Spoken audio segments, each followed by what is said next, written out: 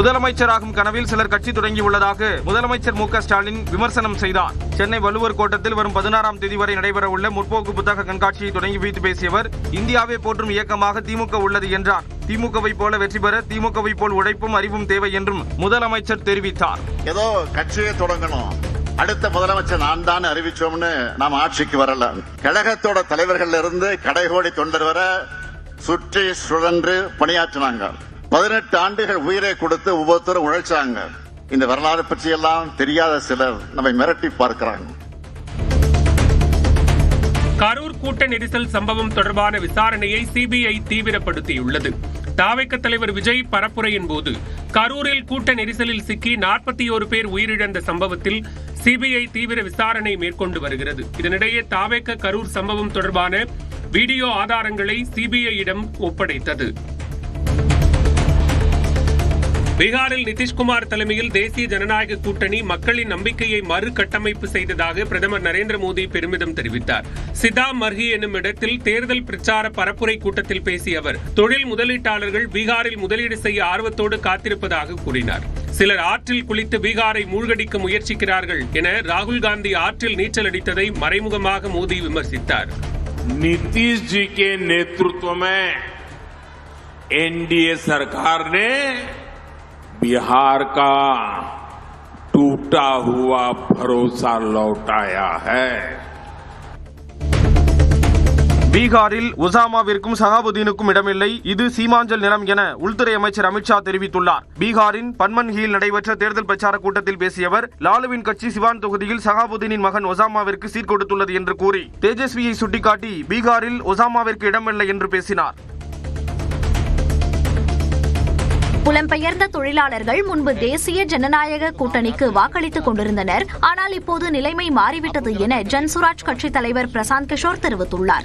பீகாரின் சௌபாலில் செய்தியாளர்களிடையே பேசிய அவர், தொழிற்சாலைகள் அமைப்பதற்கு பீகாரில் நிலமில்லை என அமித்ஷா கூறுகிறார். பஞ்சாபையும் மேற்கு வங்காளத்தையும் குஜராத்துடன் பெரிய சாலைகளால் இணைப்பதற்கு மட்டும் நிலம் எங்கிருந்து வந்தது என அவரிடம் மக்கள் கேட்க வேண்டும் என்றும் கூறினார். கன்னியாகுமரி, நெல்லை, தென்காசி, தூத்துக்குடி மாவட்டங்களில் இன்று கனமழை பெய்ய வாய்ப்புள்ளதாக சென்னை வானிலை ஆய்வு மையம் தெரிவித்துள்ளது. மன்னார் வளைகுடா மற்றும் அதனை ஒட்டிய குமரிக்கடல் பகுதிகளின் மேல் வளிமண்டல மேலடுக்கு சுழற்சி நிலவி வருகிறது. இதேபோன்று தமிழ்நாடு பகுதிகளின் மேலும் ஒரு வளிமண்டல கீழடுக்கு சுழற்சி நிலவுவதாக வானிலை மையம் தெரிவித்துள்ளது. சென்னையில் ஒரு சில பகுதிகளில் இன்று இடி மின்னலுடன் கூடிய மிதமான மழை பெய்யும் என வானிலை ஆய்வு மையம் கணித்துள்ளது. தேனி மாவட்டத்தில் வைகை அணையிலிருந்து மதுரை மாவட்டத்தில் உள்ள பூர்வீக பாசன பகுதிகளுக்கு தண்ணீர் திறக்கப்பட்டுள்ளது. வைகை அணையிலிருந்து ராமநாதபுரம், சிவகங்கை மற்றும் மதுரை ஆகிய 3 மாவட்டங்களில் உள்ள பூர்வீக பாசன பகுதிகளுக்கு கடந்த அக்டோபர் 27 முதல் வரும் நவம்பர் 13 வரை நீர் திறக்க நீர்வளத்துறை உத்தரவிட்டது. அதன் அடிப்படையில் முதற்கட்டமாக ராமநாதபுரத்திற்கும் அதனைத் தொடர்ந்து சிவகங்கைக்கும் தண்ணீர் திறக்கப்பட்டது. இந்நிலையில் இதன் தொடர்ச்சியாக தற்போது மதுரை மாவட்டத்தில் உள்ள பாசன பகுதிக்கு தண்ணீர் திறக்கப்பட்டுள்ளது.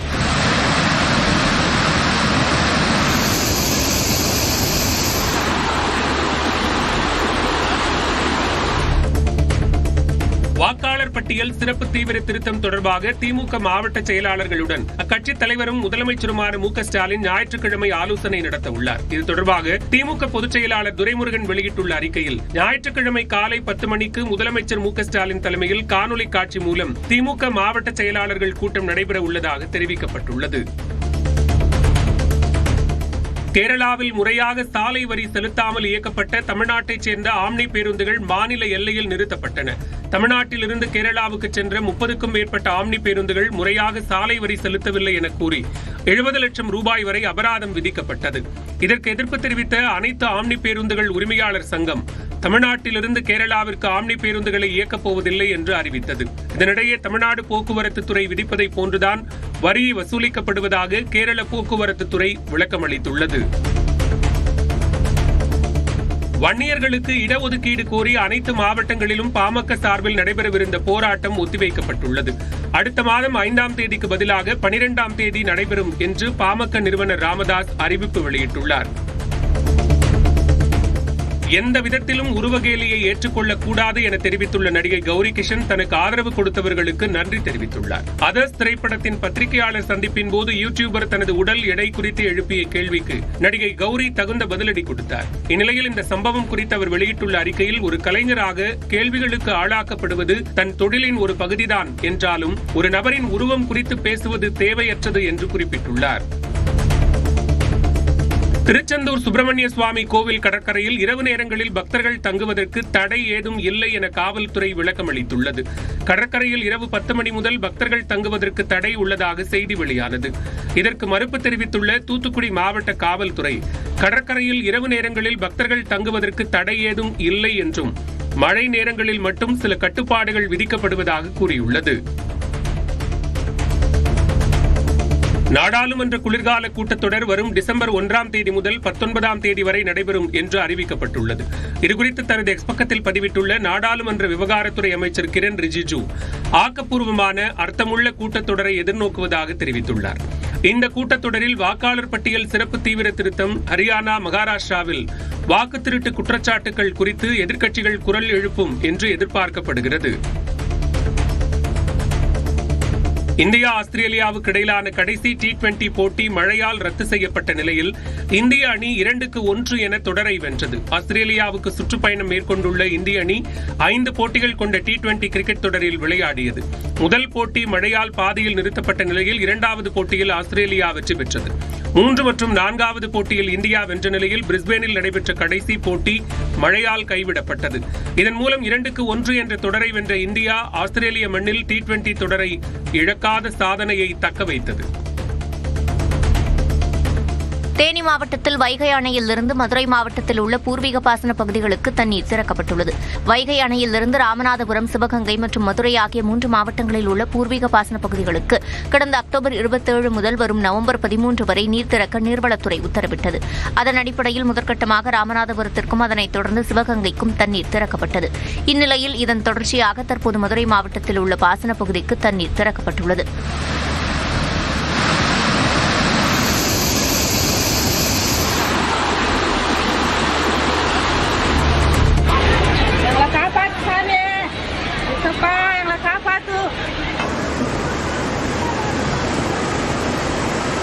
தமிழக எல்லை அருகே ஆந்திர மாநிலத்தில் ஏரி உடைப்பட்டு வெளியேறிய தண்ணீரை பார்த்து பொதுமக்கள் அலறிய காட்சிகளே இவை. பிச்சாட்டூர் அருகே ராயலசெருவு ஏரியில் திடீரென உடைப்பு ஏற்பட்டது. ஏரியிலிருந்து வெளியேறிய தண்ணீர் அருகில் உள்ள பகுதிகளில் 2 குடியிருப்புகளை சூழ்ந்தது. தரைதளத்தில் இருந்த பொதுமக்கள் அனைவரும் மொட்டை மாடிகளில் தஞ்சமடைந்த நிலையில் 500க்கும் மேற்பட்ட கால்நடைகள் வெள்ளத்தில் சிக்கி இறந்தன.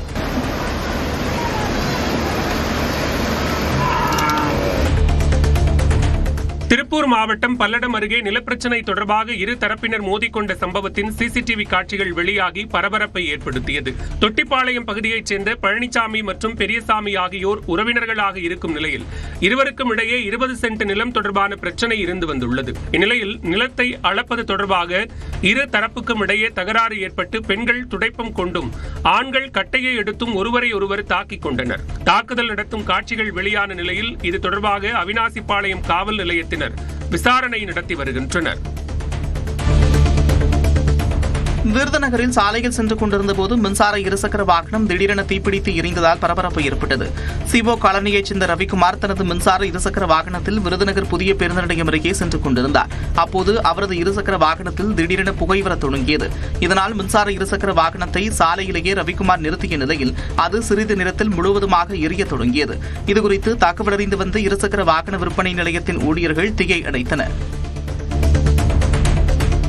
ஆன்மீக தலங்கள் வந்தே பாரத் ரயில் சேவைகள் மூலம் இணைக்கப்படுவது பாரம்பரிய தலங்களை இந்திய வளர்ச்சியின் அடையாளமாக மாற்ற வழிவகுக்கும் என பிரதமர் நரேந்திர மோடி கூறியுள்ளார். வாரணாசியில் 4 வந்தே பாரத் ரயில் சேவைகளை தொடங்கி வைத்து பேசிய அவர் கடந்த ஆண்டில் மட்டும் 11 கோடி பக்தர்கள் காசிக்கு வருகை புரிந்துள்ளதாக தெரிவித்தார். ராமர் கோயில் கட்டப்பட்ட பிறகு 6 கோடி பக்தர்கள் அயோத்திக்கு வந்துள்ளதாகவும் கூறினார். अयोध्या में राम मंदिर के निर्माण के बाद 6 करोड़ से ज्यादा लोग रामलला के दर्शन कर चुके हैं. உத்தரப்பிரதேசத்தின் வாரணாசியிலிருந்து மத்திய பிரதேசத்தின் கஜுராஹோ நகரம் வரை செல்லும் புதிய வந்தே பாரத் ரயிலை தொடங்கி வைத்து அதில் பயணித்த பள்ளி மாணவர்களுடன் பிரதமர் நரேந்திர மோடி கலந்துரையாடினார். வாரணாசியில் 4 வந்தே பாரத் ரயில்களின் சேவைகளை தொடங்கி வைத்த பின் கலந்துரையாடிய பிரதமருடன் மாணவர்கள் மிகுந்த உற்சாகத்துடன் கலந்துரையாடினர். மேலும் மாணவர்கள் தாங்கள் வரைந்து எடுத்து வந்திருந்த ஓவியங்களையும் அருகில் சென்று பார்த்து பிரதமர் விளக்கம் கேட்டார். திமுகவை திருட்டுத்தனமாக குறுக்கு வழியில் வீழ்த்தவே வாக்காளர் பட்டியல் திருத்தம் என முதலமைச்சர் மு.க.ஸ்டாலின் குற்றம் சாட்டியுள்ளார். சென்னை வள்ளுவர் கோட்டத்தில் முற்போக்கு புத்தக கண்காட்சியை தொடங்கி வைத்து பேசிய அவர் வாக்காளர் பட்டியல் திருத்தத்துக்கு எதிராக தொடர்ந்து போராடுவோம் என்று கூறினார். கொள்கை ரீதியா திமுகவை வீழ்த்த முடியாத காரணத்தால் தான் இப்போ திருட்டுத்தனமா குறுக்கு வழியில வீழ்த்த முடியுமான முயற்சி பண்ண பாக்குறாங்க. அதுதான் SIR. தேர்தல் ஆணையம் SIR பணிகளை தொடங்கிட்டாங்க. இதுக்கு எதிராக சட்ட ரீதியாகவும் அரசியல் ரீதியாகவும் நாம் போராடிக்கிட்டு இருக்கோம், போராட போறோம்.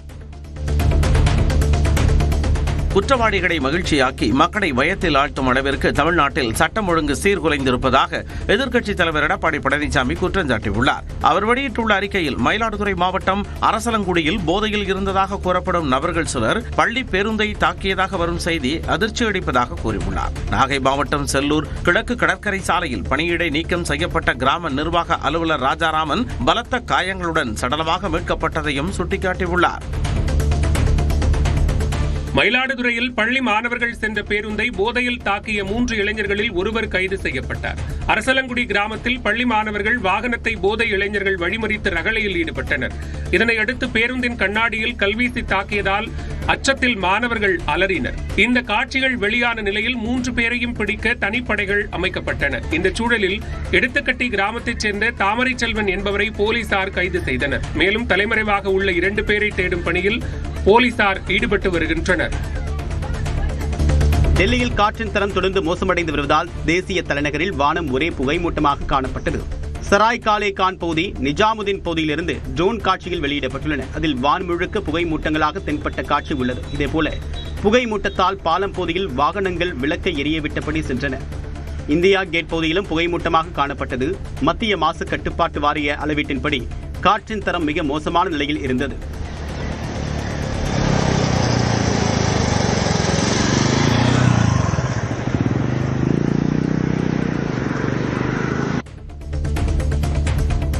எதிர்காலத்தை கருத்தில் கொண்டு அதிநவீன ஆயுதங்களோடு சவாலான நிலப்பரப்புகளையும் கடந்து சென்று எதிரிகளை தாக்கக்கூடிய வகையில் பாதுகாப்பு தளவாடங்களை பெற்றிருப்பதாக இந்திய ராணுவம் தெரிவித்துள்ளது.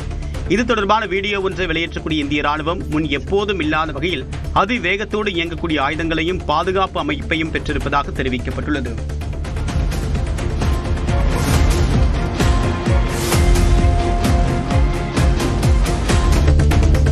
தன்னுடைய அழைப்பை ஏற்று இல்லத்திற்கு வருகை தந்த முதலமைச்சருக்கு நடிகரும் எம்பியுமான மக்கள் நீதி மய்யம் கட்சியின் தலைவர் கமல்ஹாசன் நன்றி தெரிவித்துள்ளார்.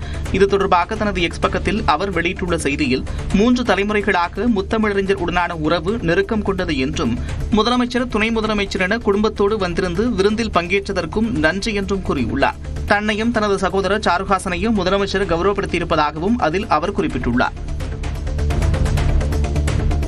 தென்னாப்பிரிக்காவில் நடைபெறவுள்ள G20 மாநாட்டில் அமெரிக்கா பங்கேற்காது என அதிபர் டொனால்டு ட்ரம்ப் கூறியுள்ளார். இது தொடர்பாக அவர் தனது ட்ரூத் சமூக வலைதள பக்கத்தில் பதிவிட்டுள்ளார். நெதர்லாந்திலிருந்து குடியேறிய டச் மக்கள், ஜெர்மன் மற்றும் பிரான்சிலிருந்து புலம்பெயர்ந்து ஆப்பிரிக்காவில் வாழும் மக்கள் படுகொலை செய்யப்படுவதாகவும் அவர்களின் நிலங்கள் பறிக்கப்படுவதாகவும் அதிபர் ட்ரம்ப் குறிப்பிட்டுள்ளார். இந்த மனித உரிமை மீறல் தொடரும் வரை அமெரிக்க அதிகாரி ஒருவர் கூட இந்த மாநாட்டில் பங்கேற்க மாட்டார்கள் எனவும் அவர் கூறியுள்ளார். கோவை சிறுமுகையில் கடந்த 2 மாதங்களுக்கு முன் தாயிடமிருந்து பிரிந்த குட்டி யானை தற்போது ஆரோக்கியமாக இருப்பதாக வனத்துறை தெரிவித்துள்ளது. சிறுமுகை வனச்சரகத்தில் கடந்த 2 மாதங்களுக்கு முன் ஆண் குட்டி யானை ஒன்று தாயை பிரிந்து தவித்து வந்தது. இதனையடுத்து குட்டி யானையை யானை கூட்டத்துடன் சேர்க்கும் முயற்சியில் வனத்துறையினர் ஈடுபட்டனர். இருப்பினும் அந்த முயற்சி பலனளிக்காததால் யானைக்குட்டியை சிறுமுகை வனக்கோட்டத்தில் வைத்து வனத்துறையினர் பராமரித்து வந்தனர். இதனையடுத்து டாப் ஸ்லிப் கோழி கமுத்தி முகாமுக்கு குட்டி யானை அழைத்துச் செல்லப்பட்டது. இந்நிலையில் குட்டி யானை தற்போது நலமுடன் இருப்பதாக ஆனைமலை புலிகள் காப்பக துணை இயக்குநர் தேவேந்திரகுமார் மீனா கூறியுள்ளார். ராமேஸ்வரம் கோயிலில் சாமி தரிசனம் செய்ய வரிசையில் நின்ற ஆந்திர மாநில பெண் மாரடைப்பால் உயிரிழந்தார். ஆந்திர மாநிலம் ஸ்ரீகாகுளத்தைச் சேர்ந்த பாக்யவதி என்பவர் ராமநாதசாமி கோயிலில் சாமி தரிசனம் செய்வதற்காக பொது தரிசன வரிசையில் நின்றிருந்தார். அப்போது திடீரென நெஞ்சுவலி காரணமாக பாக்யவதி மயங்கி விழுந்தார். இதனையடுத்து கோயில் ஊழியர்கள் அவரை மீட்டு ராமேஸ்வரம் அரசு மருத்துவமனைக்கு அனுப்பி வைத்தனர். இந்நிலையில் அங்கு அவரை பரிசோதித்த மருத்துவர்கள் அவர் ஏற்கனவே உயிரிழந்துவிட்டதாக அறிவித்தனர். திருப்பூர் மாவட்டம் பல்லடம் அருகே தேசிய நெடுஞ்சாலையில் இருசக்கர வாகனத்தில் சென்ற இருவர் கார் மோதி தூக்கி வீசப்பட்டு படுகாயமடைந்தனர். பல்லடம் அடுத்த ஆறாக்குளம் பிரிவில் திருச்சி கோவை தேசிய நெடுஞ்சாலையில் கார் ஒன்று வலதுபுறமாக திரும்பியது. அப்போது எதிரே வந்த இருசக்கர வாகனத்தின் மீது கார் மோதியது. இதில் இருசக்கர வாகனத்தில் பயணித்த பாலகிரி மற்றும் அஜித் ஆகிய இருவர் தூக்கி வீசப்பட்டனர். இந்த விபத்தின் சிசிடிவி காட்சிகள் வெளியான நிலையில் விபத்தை ஏற்படுத்திவிட்டு தப்பிச் சென்ற கார் ஓட்டுநரை போலீசார் தேடி வருகின்றனர்.